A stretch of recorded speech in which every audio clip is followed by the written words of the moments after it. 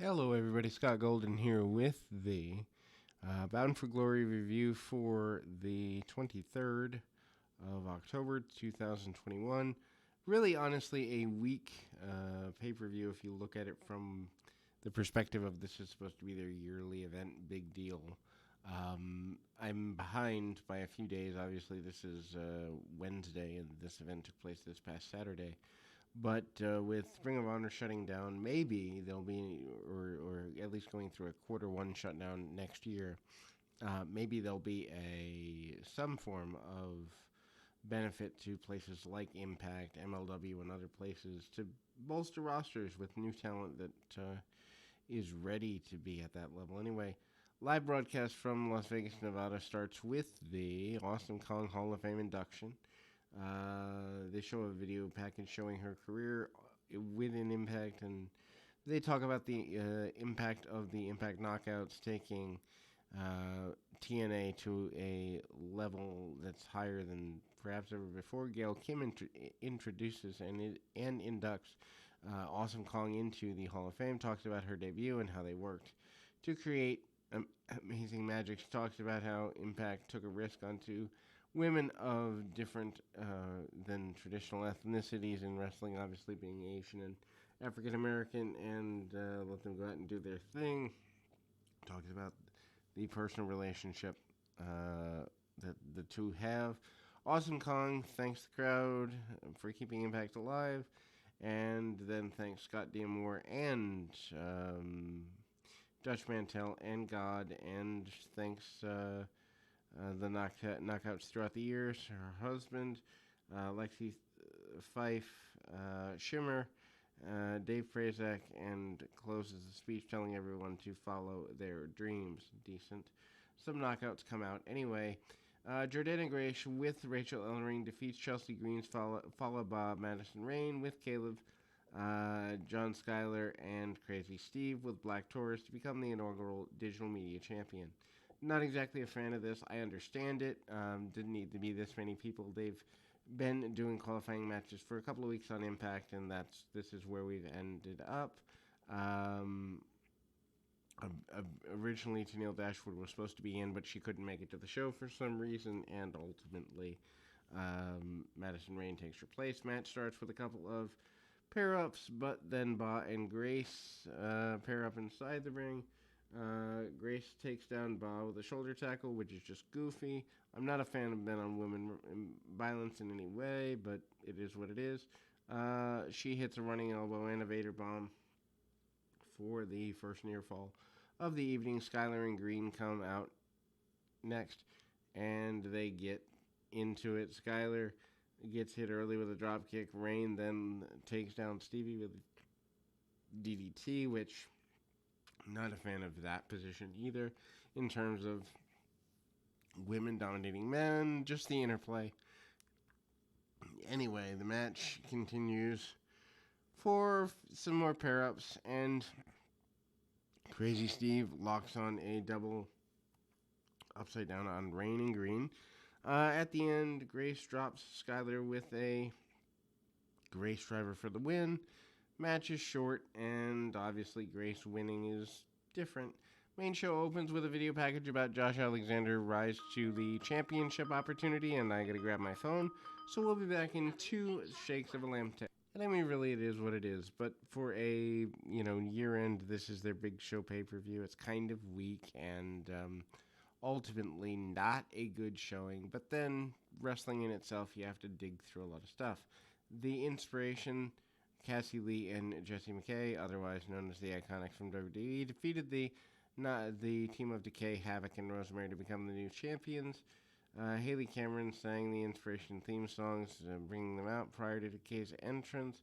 McKay and Lee take the microphone to tell Impact they're there to inspire us. Well, hey, whatever. This is their debut, therefore the teams have not interacted since the announcement of the match. They do have, pre-match promos. Start with Decay in control, and they overpower their opponents. And they do a little bit of comedy. Rosemary tags in early and basically does pretty well. McKay allows for Rosemary to get distracted. The inspiration managed to cut Rosemary off at this point. And then there's a decent enough look. Havoc and Lee come back in, and there's a pretty big wild run. McKay and Lee both have a little miscommunication. Havoc ends up on the floor and crashing down. Back in the ring, Inspiration once again works over Rosemary, getting a couple of near falls. Havoc comes back to the match and gets a near fall on Lee after a spear from Rosemary. Lee gets rid of Rosemary, hits a spinning kick on Havoc along with McKay, and then sends Havoc into the ring post over and over again. Finish follows up with a blind tag. Rosemary didn't see, and that allows Lee to know that Rosemary sets up the finisher, and Rosemary's set to lose the titles, but it's fine. I mean, it's a women's match on a, we'd say, third level brand, so you're not going to get amazing stuff like you did years ago when the knockouts were a big thing. Anyway, Gia Miller interviews Deanna Purrazzo about her defense. Purrazzo complains that she's a victim because Mickie James keeps attacking her, but she did it and they will get punished. James gets the title shot. Purrazzo said James is not a legend and she'll break her arms. Trey Miguel defeats El Plantasmo and Steve McLean to become the new X Division champion. Again, weak match for so many years. X Division was a standout deal. But anyway, Josh Alexander had relinquished the belt, and so all three men come in the mix. They're trading control early. McLean takes down Miguel, only to get taken down by ELP, and then they go after Miguel. ELP and McLean tear up, and they get the ELP gets the upper hand, hits a couple of moonsaults, and walks up the ropes into a step-up Rana. ELP does, the regular back spots that he's prone to do. McLean and ELP once again start working together against Miguel, who takes them down and then hits a couple of running forearms. Before they quickly cut things off, McLean hits DDT and a flatliner combo on ELP and Miguel respectively, but couldn't get the pin on either. McLean then hits a running spear on ELP. Miguel then goes for a lethal injection, only to get caught with a spear and manages to go to the floor. McLean follows up with a tope suicida on ELP and a flying hip attack on Miguel again. McLean then goes top rope, but gets cut off by ELP, who hits an Asai moonsault, only to take a cutter to the floor by Miguel. And Miguel and McLean trades near falls until ELP cuts off, and ELP powerbombs McLean and hits a Super Rana, tossing Miguel into McLean, follows up with a plancha on McLean for a big near fall. McLean then comes back with a powerbomb on ELP for a near fall of his own, and McLean blocks a Meteora, but then there's a few kicks between Miguel and ELP. ELP goes for a low blow attempt, but Miguel has a cut followed by a couple of kicks, and then hits a brainbuster Meteor for the win. Lots of people say this match was good, and by Impact standards, it may be. For those that like spots with little psychology, this is the type of thing they like. This wasn't bad, but it certainly is indicative of what the this area of the brand has become. Anyway, so Miller ends up doing more interviewing, this time with, among other people, it's they're kind of hyping future matches and all of that. Miller interviews Mickey James about her match. James acknowledges Purrazzo may be one of the hardest challenges she's had in her entire career. She's going to prove that she is still championship level. Heath and Rhino defeat Violent by Design, Joe Doring, and Diener with Eric Young. This story goes back several months. Rhino didn't come out with Heath at first, so he starts the match handicap style. Diener and Doring jump him from behind, and once the bell rings, Heath gets a little bit of offense on Diener and Doring, but eventually the numbers game's too much for him. Diener comes out, cuts him off. Heath's distracted with Doring. Violent by Design works him over. Heath has a couple of comeback attempts, but Doring tries keeping things up with getting him cut off. Eventually, Rhino comes back with Heath and had managed to bring down Diener. Heath then tags in Rhino, then runs wild with Diener over belly-to-belly suplex. Diener hits the gore on, or Rhino hits the gore on Diener and picks up a win.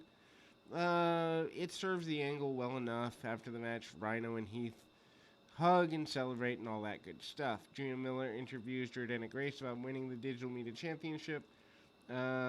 Basically, Grace puts herself over as being the first Triple Crown Women's champion in the promotion. Ellering talks about the Call Your Shot Battle Royal, but it's interrupted by Moose and Morrissey, who say they are going to win. Moose wins the Call Your Shot Battle Royal, which, quite honestly, is just a filling time sort of thing. Chris Sabin is the number one entrant. Morrissey wins the number 21 or the number 20 spot. Rocky Romero is entrant number 2. Basically, Sabin and Romero chain wrestle, standoff, and obviously Romero does a little bit of extra. Anyway, entrant number 3, Madman Fulton, is easily overpowering everybody, and they try to eliminate Fulton. It does not work out. Rehet Raju comes out and exchanges strikes. Sabin and Romero come in, and they do a decent amount of offense. Raju makes an alliance with Fulton for just a moment. Tasha Steelz enters at number 5. Raju talks her into joining the alliance. Number game's too much, and Romero is eliminated. Rachel Ellering is out, number 6. She then goes for Steelz, who feuds for months. Fulton then tries to eliminate her, but she escapes. Then there's help of Sabin, and Raju eliminates Fulton. Savannah Evans enters at number 7, joins her tag partner Steelz and Evans, gang up on Ellering, and Sabin and Raju pair off. Ellering tries to eliminate Evans. Swinger makes his entrance at number 8. Then number 9, Melina Perez comes in. She goes straight for Steelz, but's distracted by Johnny Swinger. 10 is the Demon, and Johnny Swinger is happy for this. Swinger asked for an autograph, but gets eliminated by the Demon. Swinger has become reasonably popular with the crowd. Brian Myers comes out at number 11, along with VSK and Ziggy Dice as his, handlers, seconds, whatever you want to say. Myers pairs up with the Demon, but couldn't eliminate him. Anyway, Matt Cardona comes out, and Cardona takes down members of the Learning Tree and goes straight for Myers. Laredo Kid comes out, pairs up with Raju. Melina eliminates Tasha Steelz, and then gets eliminated by Myers. Still not liking the concept of men versus women. Sam Beal comes in at 14 after being fired from Learning Tree on Thursday's Impact, but Myers is helped with the elimination of Cardona. Ace Austin makes his entrance number 16. He gets rid of the Demon. And number 17 is Moose, who comes out powerbombing Beal over the ropes onto Dyson VSK. Number 18, Eddie Edwards, makes his return after being sent to the hospital by Moose and Morrissey. And Edwards tosses out Laredo Kid. Edwards and Moose brawl to the floor. Edwards hits a tope through the middle rope. Moose then hits an apron bomb, and Alicia Edwards is 19, who brings a kendo stick with her for Eddie and for herself. They attack Moose together, but 20 is set with W. Morrissey. Edwards and Alicia gang up on Morrissey, but he overpowers them, and military presses Alicia to eliminate her. Morrissey and Moose join up to eliminate Edwards first. Raju then tries to make an alliance, but it doesn't come together. Sabin eliminates Austin, but Fulton comes out and hits End of Days on Sabin, leaving him ready for elimination at the hands of Moose and Morrissey. Final four: Cardona, Swan, Moose, and Morrissey. Morrissey set to eliminate Swan, but Moose sneaks up and gets rid of him for him. And Swan and Morrissey get eliminated. Moose works over Cardona in the final run. Cardona then makes a comeback with Cardona going for radio silence, but he misses. Takes the lights out for the pin. Moose is now entitled to a single shot of any title he chooses. GML interviews Heath Slater and Rhino. Heath talks about being sure that Rhino would be there and back him up. Tag team champions Good Brothers Anderson and Gallows defeat the Bullet Club, Bay and Haduko, and Finjuice, Finley, and Robinson to retain their championship. This has been going on for several months now. Basically, Finley and Bay start the match with a really good sequence. Finley's wasted, I think, in the tag team thing at this point. But there's a bunch of counters and reversals. Robinson comes in, continues working over Bay.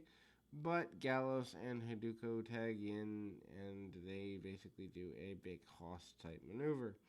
Gallows and Haduko end up trading shoulder tackles, strikes, and later they manage to get the upper hand. Bay tags in, but Finley blind tags himself in. Finley's Bullet Club finally controlling the ring, keeping Finley away from the corner, and then eventually Finley has an open tag to Robinson, who runs wild against both opponents. Match breaks down for everyone and they attack each other. Juice is the first up and clears the ring for a superplex from Finley, followed by Robinson plancha, but Anderson sneaks up, throws Robinson out, and steals a pin. Decent match. I guess it was fine, but I'm not a fan of this stuff. Anyway, Miller interviews Christian Cage about the title defense tonight. Cage talks about sacrifices that he's made for Impact, and he's not ready to pass the torch. Drop the title to Alexander. Mickie James defeats Deanna Purrazzo to become the new Knockouts champion. Not a fan of this, with Mickie James being an older talent who really doesn't need the rub. Feud starts a couple of months ago when they were doing the NWA crossover. James jumps Purrazzo during the championship belt presentation and takes over. They brawl to the floor and onto the ramp. Purrazzo turns things around and puts James back in the ring. Match officially starts. Both women get in the ring. Purrazzo is now in complete control of the match, doing the initial work on James, and James starts making attempts at making a comeback, but doesn't get where she wants to. Purrazzo keeps cutting her off. At one point, blocks out a Rana and turns into a powerbomb. James eventually catches Purrazzo with a forearm, followed by a double cross body, and then that leaves both women laying. James and Purrazzo trade strikes. James finally gets some offense, and then the first pin attempt. James then lands a Rana and a flapjack to bring Purrazzo down, followed with top rope takedowns, but couldn't capitalize, allowing Purrazzo to cut her off again. Purrazzo starts to chase the Queen's Gambit, but James dodged and hits the Mick DDT for a huge near fall. Anyway, distracted James fell on Purrazzo again, and now going out for the Fujiwara armbar is Purrazzo. Purrazzo then goes for the Venus de Milo, but James makes to the ropes. Purrazzo hits the Queen's Gambit, but James kicks out, and then we see Purrazzo blocks another top rope attempt and an armbar, fights down James, then goes for an arm drag, and Purrazzo taunts James. James hits Tornado DDT for a pin. And, I mean, the match is great. I just don't think that this is the way to go with the women's division. So anyway, Josh Alexander relinquished the title to get ready for this main event, and that's Alexander and Christian Cage. Match starts with a lockup that ends with Cage messing around with Alexander's headgear, tries to get in Alexander's head, and that provides an anger problem. Cage claims Alexander has. Both men keep trading momentum and countering each other. Matches pretty good throughout. Cage counters a C4 attempt and then sent Alexander to the floor, but then he tried to follow up with a baseball slide. Only Alexander counters into an ankle lock with Cage, sending Alexander headfirst into the guardrail. Back in the ring, Cage is in control and was at the ring and starts working on Alexander's midsection.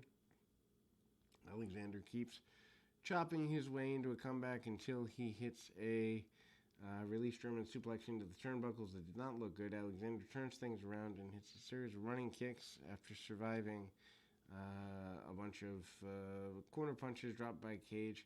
And Cage uses a powerbomb on the knee. Cage starts to chase the kill switch at the same time. Alexander tries to find the ankle lock, and the battle continues. Alexander rolls into a plunge and jumping knee, but gets a 2 count, and Cage comes back with a tornado DDT for a near fall of his own. Alexander then dodges a spear into another German suplex.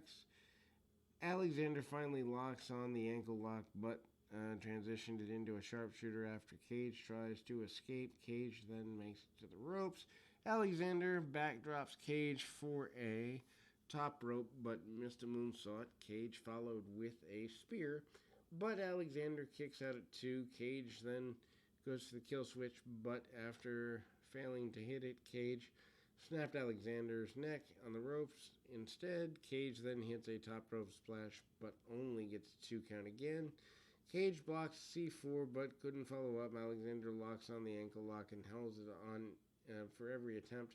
Cage tries to turn. He stops Cage, and Cage has to tap out. Really good match. I'm not the biggest Josh Alexander fan. I think he's a little bland, but to be fair, I think this is a good deal. He's won the World Championship.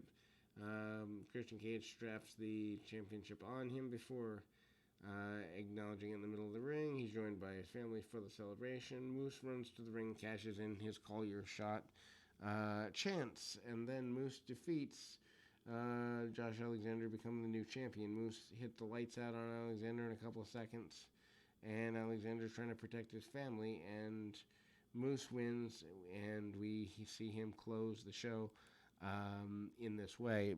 Very underwhelming overall, but at the end of the day, they tried, and it is Impact, and they've been around for almost 20 years, and the brand keeps chugging along. Anyway, we'll be back with more right after this.